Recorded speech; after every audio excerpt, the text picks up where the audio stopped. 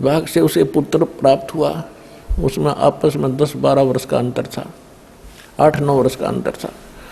तो दूसरा पुत्र हुआ तो वो स्वयं भी मर गया और उस पुत्र की, छोटे वाले की माँ भी मर गई।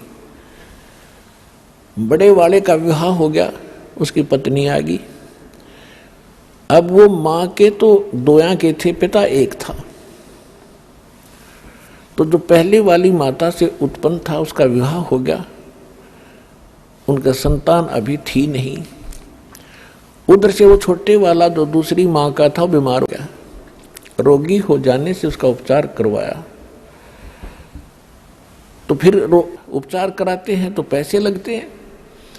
तो दोनों पति पत्नी ने विचार विमर्श किया कि इसका इलाज कराएंगे और ये बहुत पैसा खर्च हो जाएगा, और क्यों ना इसको विष देकर खत्म कर दें। उन्होंने एक डॉक्टर से बात की, वैद्य से, कि हम ऐसे ऐसे कर दो, बीमार ये है ही, रोगी है ही, लोग सोचेंगे रोगी था मर गया। तो वैद्य ने कहा कि मैं 500 रुपये लूंगा। अच्छी संपत्ति थी, संपत्ति का वो वारिस था 50% का। उन्होंने 500 रुपये देकर अपना कांटा निकाल दिया, वो मरवा दिया। रिलेटिव्स ने सोचा, रिश्तेदारों ने सोचा भी बीमार था, मर गया, कोई बात नहीं, बात आई गई हुई। उधर से क्या हुआ कि उधर से उसकी पत्नी को गर्भ रहा, एक पुत्र की प्राप्ति हुई और खुशी का ठिकाना नहीं। उस बच्चे को बड़े लाड प्यार से खवाया प्याया, गिने दिनों में वो युवा हो गया, सेहत अच्छी थी। पहले 12-13 वर्ष की आयु में विवाह कर देते थे, उस बच्चे की शादी कर दी, विवाह कर दिया। विवाह के कुछ दिन के बाद वो बच्चा बीमार हो गया, उसका लड़का। तो उसके ट्रीटमेंट के लिए उसने कति देश विदेश तक सभी झाड़ फूक वाले, किसी ने 1000 रुपये मांगे, 20,000 मांगे, सब दे दिए। वैद्यों ने भी जो मुंह मांगा पैसा दिया, लेकिन रिजल्ट 0 रहा। आधी संपत्ति भी बिक गई और लड़का खाट पकड़ गया, अस्थि पंजर शेष दिखाई दे। तब एक दिन उसका पिता बैठा था साथ में, चारपाई के साथ में। लड़के ने कहा कि भाई साहब एक काम कर, अब मेरे कफन की लकड़ियों की तैयारी कर ले, तेरा मेरा हिसाब हो गया। अब केवल लकड़ियों का और ये कफन का हिसाब किताब शेष है, उसको कर तैयार। अब उस व्यक्ति ने सोचा कि लड़का इतना डिस्टर्ब हो गया, इसका मेंटली डिस्टर्ब हो गया, यो मुझे भाई कहता है।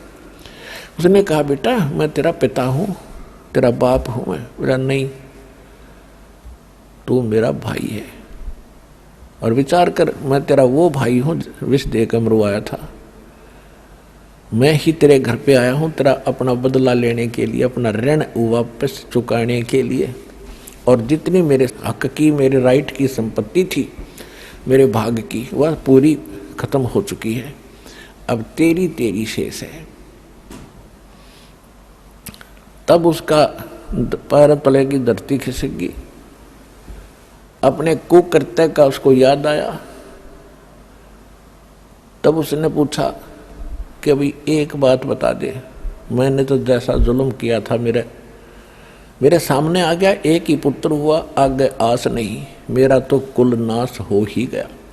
पर एक बात बता, हमने तो जो जुल्म किया तेरे साथ हमारे सामने आ गई, इस जो तेरे भाई आई है ये लड़की जिससे तेरा विवाह हुआ है, अब इसने के कौन सा पाप कर दिया, या जिंदगी फूकी जाएगी तेरे साथ, क्योंकि उस समय सती प्रथा थी कि तेरे साथ या जीवित जलाई जाएगी। इसने कौन सा दोष कर दिया बेचारी ने। तब उसने बताया कि वो डॉक्टर कहाँ है, वैद्य कहाँ है जिसने मुझे विष दिया था, कि तेरे 4 वर्ष के बाद उसकी मृत्यु हो गई थी। तो लड़का कहने लगा ये वही दुष्ट आत्मा है, अब यह जिंदगी फूकी जाएगी। और ऐसा ही हुआ, ये कहकर शरीर छोड़ गया। तो यहाँ कहते हैं परमात्मा ने सूक्ष्म वेद में बताया है कि एक लेवा एक देवा दूतम, एक लेने आ रहा है एक देने आ रहा है, और कोई किसी का पिता नहीं पुत्र। ऋण संबंध जुड़ा एक ठाठा, अंश में से 12 बांटा। और इसको फाइनल समझ लेना, जो भी आपका बेटा है या बेटी है, पिता या पुत्र है या माता है, पत्नी है, ये आपका लेन देन कोई ऋण है इनके साथ, ये पूरा करना पड़ेगा। अब ये है कि जैसे हमने किसी का ऋण देना है और हमारी इनकम इतनी है नहीं, तो हम हमेशा भयभीत से रहते हैं, लज्जित से रहते हैं। और यदि हमारी इनकम ठीक हो जाए तो ऋण दे देंगे, खुश होकर, क्या होगा, ऋण हो भी जाता है, कोई बड़ी बात नहीं। तो अब परमात्मा आपको ऐसी नौकरी देगा, ऐसी भक्ति देगा, उसकी मजदूरी करियो, और इससे आपके वो ऋण बहुत आसानी से सुलझ जाएंगे, बेटे का हो चाहे बेटी का हो। और फिर समर्थ के पास एक पावर है, मासा घटे न तिल बधे, विद ना लिखे जो लेख, सच्चा सतगुरु मेट कर ऊपर मार दे मेघ। आपका आपस का कोई ऋण देन है, आप शरण में आगे परमात्मा की, वो कैंसिल कर देगा। जा भाई, मेरा तो ऋण था यो, और माफ कर दिया। बच्चों को मैं दूंगा तुम्हारे, इनको पालूंगा, पोसूंगा, इनके संस्कार बनाऊंगा, आप हो ऋण मुक्त, आप भी पार, ये बच्चे भी पार हो जाएंगे। तो ऋण खत्म कर दिया दोनों का। जैसे एक बार सरकार ने, जो सरकार से लोन ले रखा था लोगों ने, घना हो गया था, ब्याज पे ब्याज चले था, बहुत परेशानियां थी।